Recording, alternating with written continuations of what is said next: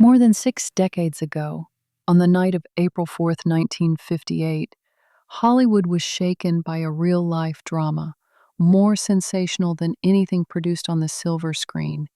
In a Beverly Hills mansion, Cheryl Crane, the 14-year-old daughter of actress Lana Turner, fatally stabbed her mother's boyfriend, Johnny Stompanato, a man whose connections to organized crime had made him a controversial figure even before his untimely death.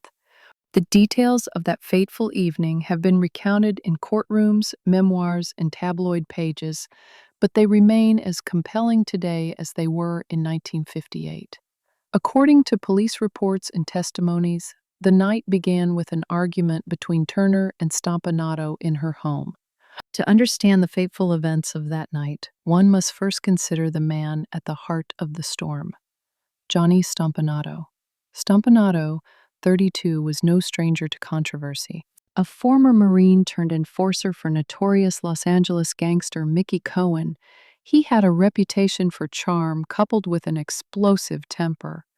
By the time of his death, his relationship with Turner had reportedly grown strained, with friends of the actress claiming that Stompanato was emotionally and physically abusive.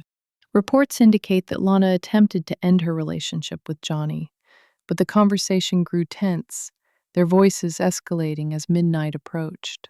During the heated exchange, Cheryl, Lana's daughter from her marriage to restaurateur Stephen Crane, was in her room. Cheryl, a bright but headstrong teenager, had grown increasingly wary of Johnny.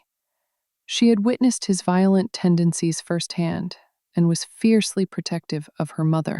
She heard her mother crying.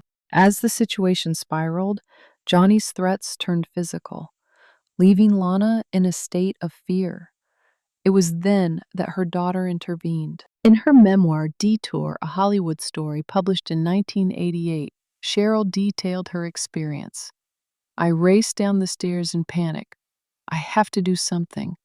Phone the police. God, no. Who can I phone? Suppose something happens while I'm down here. I'm trapped. How can I stop this?" I ran through the kitchen door. On the sink lay a gleaming butcher knife. "Scare him. That's it." I grabbed the knife, ran upstairs, and laid it beside the door. A moment later, when the door opened, she grabbed the kitchen knife. She said, "I took a step forward and lifted the weapon. He ran on the blade. It went in." The wound proved fatal, and Johnny Stompanato died at the scene. The act, Cheryl would later claim, was driven by her belief that her mother was in imminent danger. When the authorities arrived, they found Cheryl distraught and Lana visibly shaken. The following day, headlines around the world declared the shocking news, thrusting the private tragedy into the public spotlight. The aftermath of the incident was a media frenzy. The case moved swiftly to a coroner's inquest where Cheryl Crane's fate was to be decided. The proceedings captured national attention with images of Lana, dressed somberly and clutching a handkerchief, making the front pages of newspapers. Lana's testimony was gripping, describing her fear of Stompanato's temper and her daughter's protective instincts. The defense argued that Cheryl acted out of fear for her mother's safety, and the jury agreed, ruling the death a justifiable homicide. Cheryl was not charged and was released into the custody of her grandmother. Decades later, in interviews, Cheryl revisited that fateful night with haunting clarity.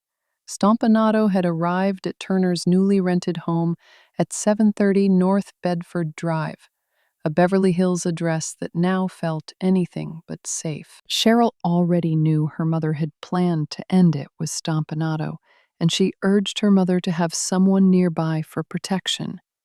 Turner refused.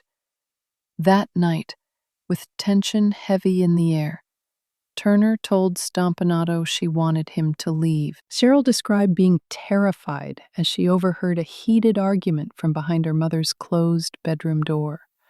Searching for a way to protect her mother, Cheryl ran downstairs, found a knife on the kitchen counter, and returned upstairs, standing outside the bedroom. Suddenly, the door flew open. Stompanato appeared with his arm raised as if to strike Lana. In the chaos, Cheryl and Stompanato collided. She was holding the knife, and at that moment, he was fatally wounded. Cheryl said that everything transpired quickly. She reflected on the difficulties she faced afterward, including becoming a ward of the court and having no legal representation at the time, a situation she stressed would be very different under today's laws. It took years before her mother thanked her, saying Cheryl had saved her life, which was profoundly meaningful to Cheryl, but came long after the trauma itself. Overall, Cheryl's thoughts of that night centered on fear, instinctive action to protect her mother, and the rapid, life-altering consequences that followed, both legally and emotionally. The public fallout for Lana Turner was intense but short-lived. Despite the scandal, Lana delivered one of her most acclaimed performances the following year in Imitation of Life in 1959, a box office success that marked a career resurgence. However, the incident forever altered her public image. For Cheryl Crane, the incident represents a moment of extraordinary courage, but also a heavy burden. Today, she lives a quieter life, far removed from the glare of the Hollywood spotlight. The story of Lana Turner and Johnny Stompanato endures as one of the most compelling chapters in Hollywood history. A tale where glamour and darkness collided with devastating consequences. It serves as a reminder that the glittering facade of stardom often conceals a more complex and at times tragic reality.